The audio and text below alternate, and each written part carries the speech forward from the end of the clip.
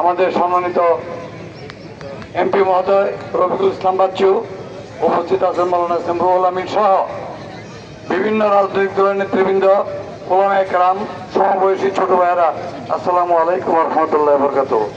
মানুষ মারা যাবে, এটি স্বাভাবিক, এটি নিয়ম, কেউ আগে অথবা কেউ পরে।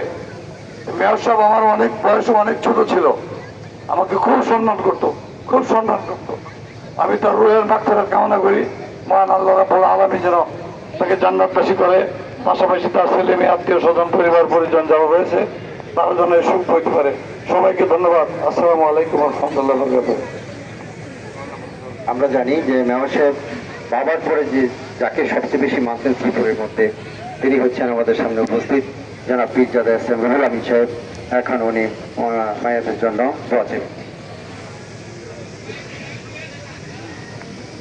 السلام عليكم ورحمة الله وبركاته.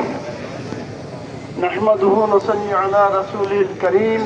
أما بعد، أعوذ بالله من الشيطان الرجيم. بسم الله الرحمن الرحيم. الذي خلق الموت والحياة ليبلوكم أيكم أحسن عملا. মোহতারাম উলামায়ে হযরত, এখানে উপস্থিত হয়েছেন আমাদের প্রাণপ্রিয় নেতা, যাকে কিছুদিন আগে আপনারা বিপুল ভোটে নির্বাচিত করেছেন এমপি হিসাবে, আমার স্নেহভাজন রফিকুল ইসলাম বাচ্চু এবং বিভিন্ন রাজনৈতিক দলের নেতৃবৃন্দ এবং আমার প্রাণপ্রিয় ভাইয়েরা এবং উলামায়ে কেরাম, সকলকে আমি আবারও সালাম জানাচ্ছি। আসসালামু আলাইকুম ওয়া রাহমাতুল্লাহি ওয়া বারাকাতুহু। সালামের উত্তর দেন না কেন? সালামের উত্তর দেন না কেন? কারণ সালাম দেওয়া হলো সুন্নত, ল হলো ওয়াজিব। না লইলে ওয়াজিবটা আপনার কাঁধে থেকে যাবে।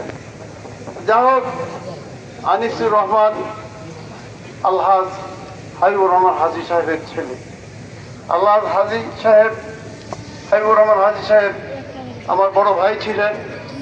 আমি যখন বিএনপির প্রতিষ্ঠাতা সভাপতি ছিলাম, তখন উনি আমাদের